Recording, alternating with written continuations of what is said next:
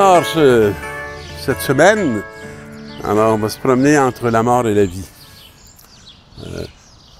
Une réalité et un dynamisme très fondamental de la foi.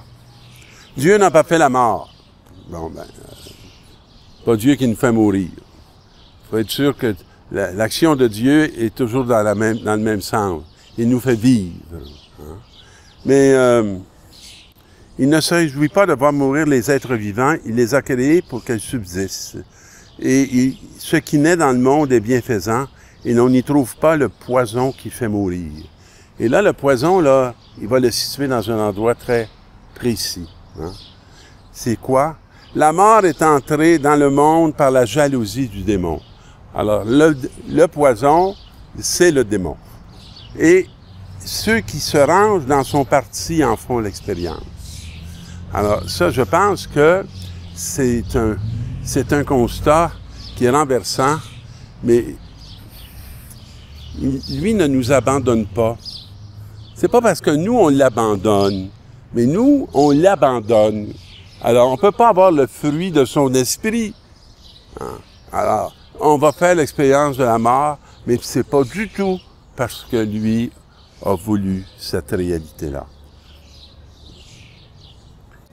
La générosité du Christ motive la nôtre. Et on a un texte de Saint Paul aux Corinthiens.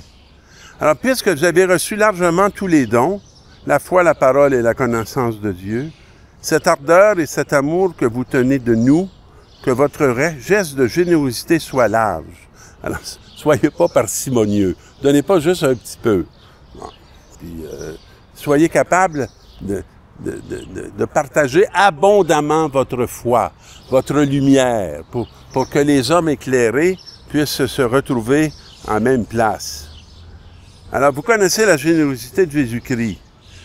Lui qui est riche, il est devenu pauvre à cause de vous, pour que vous deveniez riches par sa pauvreté. Alors, il dit, quand vous soulagez les autres, c'est pas de vous mettre dans la gêne, c'est pas à ça que vous êtes appelés. Il s'agit d'égalité, de rétablir la justice. Hein?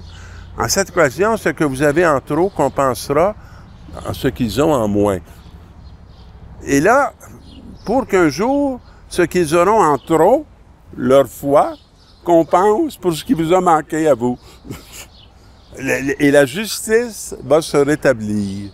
Mais comment ça l'accomplir hein, de ce côté-ci? Celui qui en avait ramassé beaucoup n'a eu rien non plus, et celui qui avait ramassé peu n'a manqué de rien. Alors, c'est toute une vision hein, sur la façon d'être et d'exister par rapport au monde matériel et au monde immatériel. Et dans l'Évangile, on va voir le chef de la synagogue qui fait une démarche par rapport à Jésus. Et qu'est-ce qui le fait bouger? C'est sa fille. Sa fille qui a à peu près 12 ans et qui est sur le point de rendre l'âme. Et lui, là, il est un chef de synagogue, là, imaginez, là. Puis il va aller demander à Jésus de venir faire la guérison. Alors, la maison du chef de synagogue, là, sera pas nécessairement si confortable, probablement, avec cette démarche-là. Mais lui, ma petite fille est à toute extrémité, vient lui imposer les mains pour qu'elle soit sauvée, qu'elle vive. Et là, on voit ce qui anime l'intérieur de cet homme. Alors, Jésus partit avec lui, puis la foule qui le suivait était si nombreuse qu'elle l'écrasait. Parce que là, on va aller assister à un miracle, hein? On veut un peu de spectacle.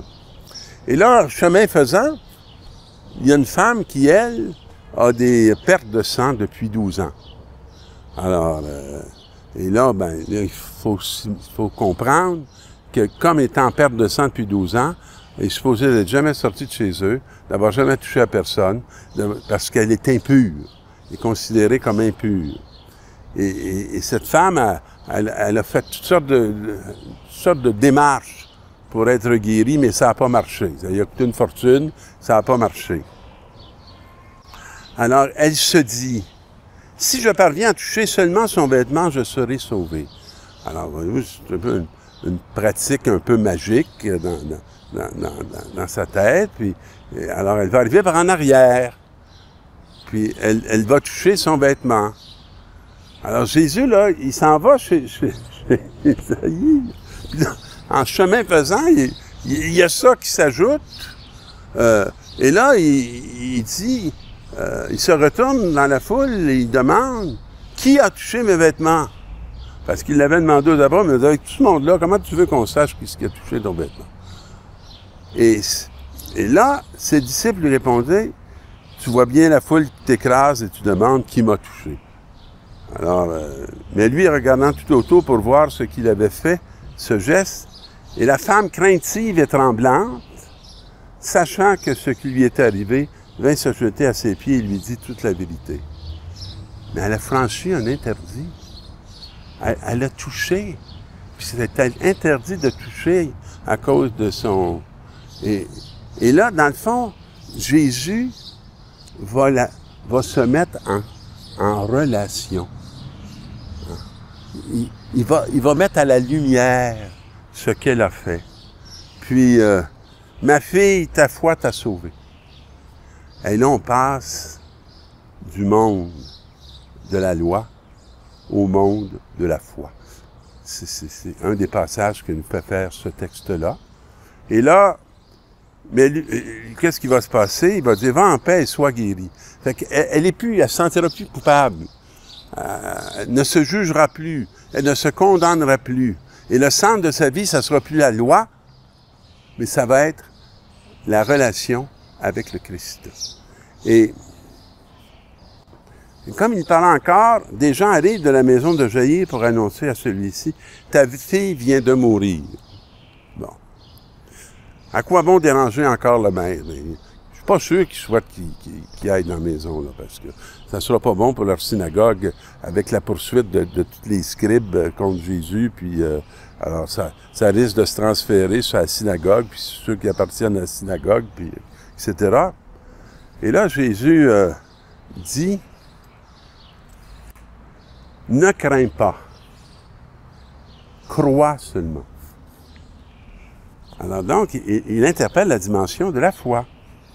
Et il ne laissa personne l'accompagner, sinon Pierre, Jacques et Jean, son frère. Et quand il est dans la maison,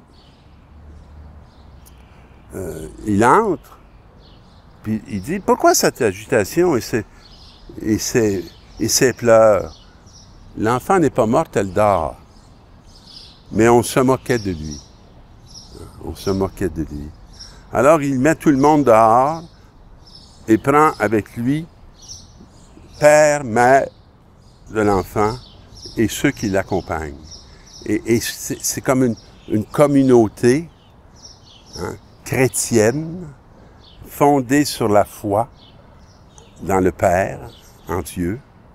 Et Jésus va dire à la jeune fille, va saisir la main de la jeune fille et lui dire « Talitha koum », ce qui signifie « Jeune fille, je te le dis, lève-toi ». Même mot, si vous vous souvenez, que « ressusciter » en grec. Se lever, ressusciter, c'est le même mot. Mais il saisit la main. Il y a combien de jeunes filles de 12 ans dans notre siècle qui auraient besoin de saisir la main de Jésus?